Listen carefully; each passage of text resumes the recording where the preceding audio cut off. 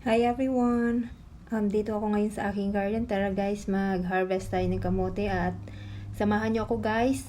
Pakita ko sa inyo kung gaano kadami ang harvest natin sa isang paso.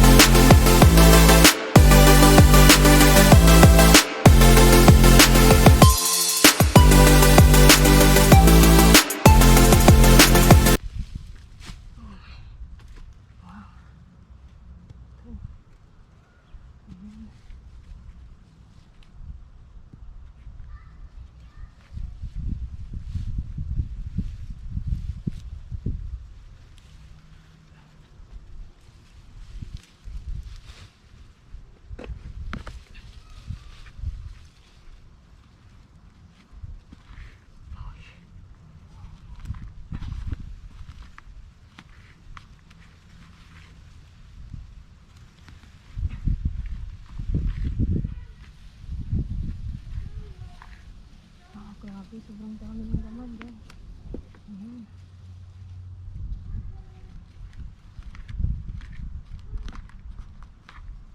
Ito ang laki. Nakaka-excite.